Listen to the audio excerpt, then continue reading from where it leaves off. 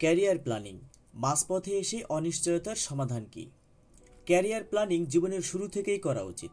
মাঝপথে এসে ক্যারিয়ার নিয়ে ভাবলে আশানুরূপ ফল পাওয়া যায় না, এমন কথা বহুবার শুনেছেন গুরুজনের কাছে, কিন্তু গুরুত্ব দেননি। এখন শিক্ষা জীবনের মাঝপথে বা শেষ প্রান্তে এসে যখন ক্যারিয়ার নিয়ে ভাবছেন, তখন দেখছেন সামনের জীবন সবটাই গোলমেলিয়ে ধোঁয়াশা, অনিশ্চিত। এখন কি করবেন, কোন পথে যাবেন, এসব নিয়ে খুব চিন্তিত। কিন্তু সমাধান তো একটা বের করতেই হবে। শিক্ষা জীবনের মাঝপথে এসে ক্যারিয়ার প্ল্যানিং করতে গিয়ে হোঁচট খাচ্ছেন, ভয় পাচ্ছেন, অথবা ভাগ্য আপনার সাথে বারবার প্রহেলিকার খেলা খেলছে।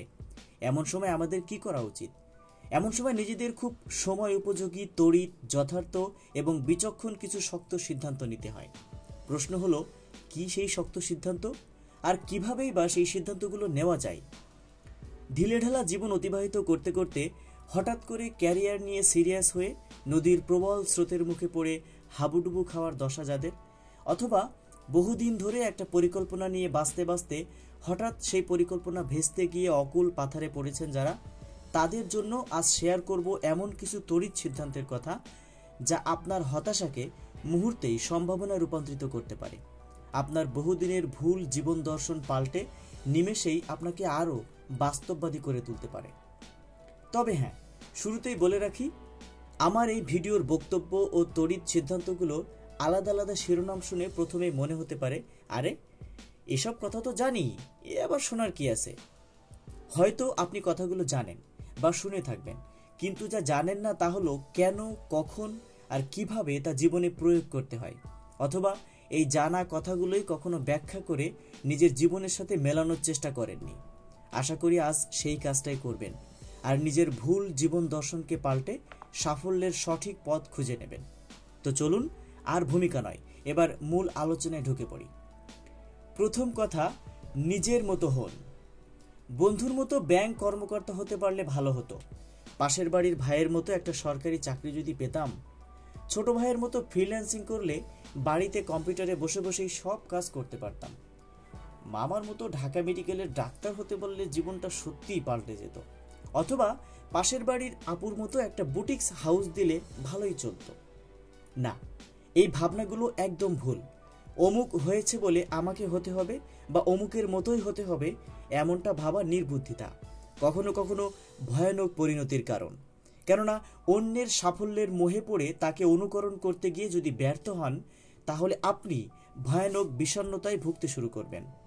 হতেই পারে অন্য একজনের মতো হওয়ার জন্য সুনির্দিষ্ট যে যোগ্যতা দরকার তা আপনার নেই, অথচ আপনি অন্য একটা কাজ ওই কাঙ্ক্ষিত ব্যক্তির চেয়ে অনেক ভালো পারেন, কিন্তু তার প্রতি মোহের কারণে নিজের দিকে নজর দিচ্ছেন না, নিজের মধ্যে থাকা সম্ভাবনাকে কাজে লাগাচ্ছেন না। এমন হলে সফল হওয়ার শারীরিক, মানসিক, সার্বিক সক্ষমতা থাকা সত্ত্বেও আপনি কিন্তু ব্যর্থ হবেন।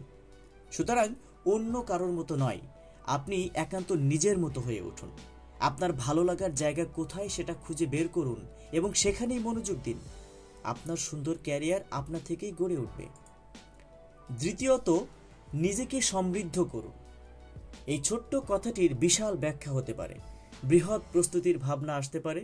মনে হতে পারে নিজেকে সমৃদ্ধ করা কি পারমাণবিক শক্তিধর দেশগুলোর মতো ইউরেনিয়াম সমৃদ্ধকরণের মতো, নাকি মধ্যপ্রাচ্যের খনিজ তেল সমৃদ্ধকরণের মতো। না, এই নেতিবাচক ভাবনার উল্টো ব্যাখ্যাও কিন্তু হতে পারে। যেমন আমি বলবো, চুপচাপ আকাশের দিকে 10 মিনিট তাকিয়ে থাকাও এক ধরনের নিজেকে সমৃদ্ধ করা। দৈনন্দিন জীবনের প্রতিটি অভিজ্ঞতাই আসলে আমাদেরকে সমৃদ্ধ করে।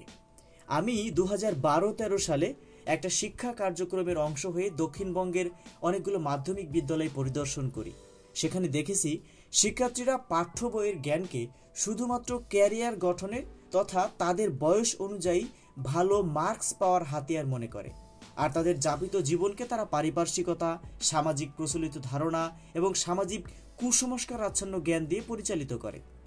অদ্ভুতভাবে বেশিরভাগ শিক্ষার্থীর এই সব ধারণা বিশ্ববিদ্যালয়ের জীবন পর্যন্ত রয়ে যায়।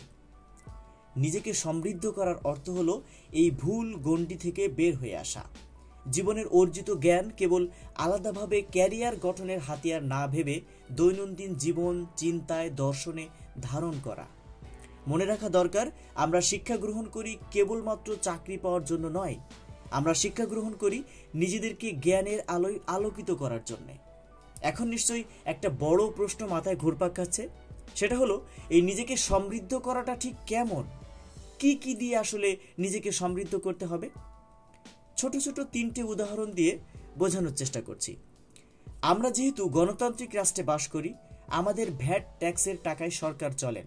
সুতরাং অর্থনীতির ছাত্র না হলেও আমাকে অর্থনীতি সম্বন্ধে সাম্যক জ্ঞান থাকতেই হবে। যেহেতু আধুনিক বিশ্বে বাস করি, তাই আধুনিক বিশ্বের রাজনীতিও আমাদের বুঝতে হবে।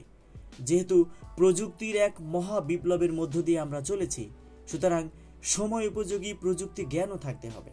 এখন এই সবগুলো ব্যাপার যদি কেবল চাকরি পাওয়ার জন্য জানতে হয় বা করতে হয়, তাহলে আপনার কাছে মনে হবে এটা বিশাল একটা জার্নি। অথচ শুধু চিন্তাটা একটু পাল্টে যদি নিজেকে সমৃদ্ধ করার জন্য জানতে হয় বা এই কাজগুলো করতে হয়, তাহলে ব্যাপারটা খুবই হালকা, বরং আরো আকর্ষণীয়। আপনি অন্তত রোজ পত্রিকা পড়ার অভ্যাসটা গড়ে তুলুন। উপসম্পাদকীয় মিস করবেন না। কোনো কিছুই মুখস্থ রাখার দরকার নেই, কেবল বুঝে বুঝে পড়ে যান। 1 বছর পর আপনি কোনো ইন্টারভিউ বোর্ডে গেলে পরীক্ষকরা আপনার চেহারায় ফুটে ওঠা দীপ্তি দেখে বুঝে যাবে আপনার মধ্যে কি আছে, আপনি কতটা গুণী। একজন মানুষ যত জ্ঞানী হোক না কেন, নিশ্চয়ই পৃথিবীর সমস্ত জ্ঞান, সমস্ত প্রশ্নের উত্তর তার জানা থাকার কথা নয়।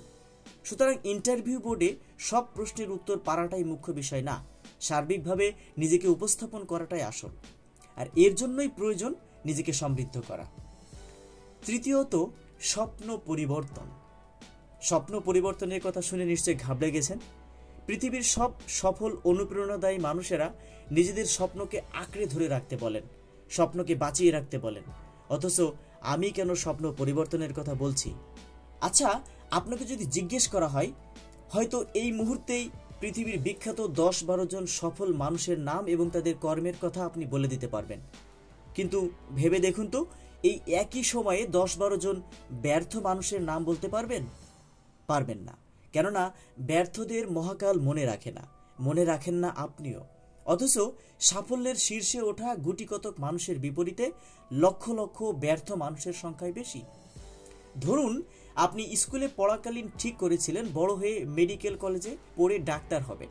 সে অনুযায়ী মন দিয়ে পড়াশোনা করলেন, এসএসসি ও এইচএসসিতে জিপিএ পাস অর্জন করলেন, মেডিকেল ভর্তি পরীক্ষার জন্য প্রস্তুতিও নিলেন ভালো। কিন্তু ভাগ্যের নির্মম পরিহাস, ভর্তি পরীক্ষার দিন আপনি অসুস্থ হয়ে পড়লেন, পরীক্ষা ভালো হলো না, আপনি শেষ পর্যন্ত মেডিকেলে চান্স পেলেন না। তাহলে কি করবেন? আপনি কি পড়াশোনা ছেড়ে দিবেন, নাকি মেডিকেলের শোকে অন্য বিশ্ববিদ্যালয়ের ভর্তি পরীক্ষা খারাপ করবেন? অথবা ধরুন, আপনি পড়তে চেয়েছিলেন তড়িৎ কৌশল, কিন্তু বিশ্ববিদ্যালয়ে চান্স পেলেন পদার্থবিজ্ঞানে। তাহলে কি তড়িৎ কৌশলের চিন্তায় তড়িতাহিত হয়ে পদার্থবিদ্যায় মনোযোগ হারিয়ে ফেলবেন? আমাদের মনে রাখা দরকার, জীবন একটাই, এখানে দ্বিতীয়বার নতুন করে শুরু করার সুযোগ নেই। কাজেই নিজের মধ্যে তাৎক্ষণিক সিদ্ধান্ত নেওয়ার শক্তি সঞ্চার করতে হবে। 10 বছরে তড়িৎ প্রকৌশলী হওয়ার স্বপ্ন 10 মিনিটেই পাল্টে পদার্থবিদ হয়ে যান। নিজেকে ডাইনামিক অর্থাৎ বহুমাত্রিক করে গড়ে তুলুন। সুনির্দিষ্ট কোনো স্বপ্ন পূরণ না হওয়ার শোক করলে বরং জীবনের কক্ষপথ থেকে ছিটকে পড়ার সম্ভাবনাই বেশি থাকে। 4 নাম্বার, সময়ের 1 ফোঁট, অসময়ের 10 ফোঁট। ধরুন, আপনার জীবনের লক্ষ্য একজন সরকারি কর্মকর্তা হওয়া। সে অনুযায়ী বাংলাদেশের জাতীয় অথবা যে কোনো বিশ্ববিদ্যালয় থেকে মাস্টার্স পাশ করার পর ক্রমাগত আপনি বিসিএস পরীক্ষা দিয়ে যাচ্ছেন, কিন্তু উত্তীর্ণ হতে পারছেন না। আবার বিসিএস পরীক্ষার প্রস্তুতির জন্য অন্য কোনো ফুল টাইম চাকরিতেও যোগ দিতে পারছেন না। এদিকে বাড়িতে আপনার মা অসুস্থ, ছোট বোন স্কুলে, আর বয়সের ভারে আপনার মাথার চুল পড়তে শুরু করেছে। আপনি কি এখনো বিসিএস এর আশায় মেস বাড়ির ছোট্ট কামরায় সাধারণ জ্ঞানের চর্চা করতে থাকবেন? চেষ্টা করতে থাকলে হয়তো আরো 3-4 বছর পর আপনি একটা সরকারি চাকরি ঠিকই জোটাতে পারবেন। কিন্তু ততদিনে চিকিৎসার অভাবে আপনার মা মারা যাবে, ছোট বোনের লেখাপড়া বন্ধ হবে, আর নিজের মাথা ফাঁকা হওয়ার দরুন বিয়ের জন্য পাত্রী খুঁজে পাবেন না। কাজেই এখানেও বলবো, নিজেকে ডাইনামিক অর্থাৎ বহুমাত্রিক করে গড়ে তুলুন। সঠিক সময়ে সঠিক সিদ্ধান্ত নিন, না হলে জীবনভর পস্তাতে হবে। 5ম এবং শেষ বিষয়, স্বপ্ন ও বিশ্বাস দুটো আলাদা জিনিস। স্বপ্ন আর বিশ্বাস দুটো সম্পূর্ণ আলাদা জিনিস। আমরা এই দুটো ব্যাপার প্রায় গুলিয়ে ফেলি। না, আমি এখানে ঘুমের মধ্যে দেখা অবচেতন মনের স্বপ্ন বা ধর্ম বিশ্বাসের কথা বলছি না, আমি ক্যারিয়ারের কথা বলছি। যেমন আপনি হয়তো স্বপ্ন দেখেন একজন বৈমানিক হবেন, আর বিশ্বাস করেন একদিন আপনি নিশ্চয়ই সফল হবেন। এই ভাবনাটা কিন্তু যথার্থ।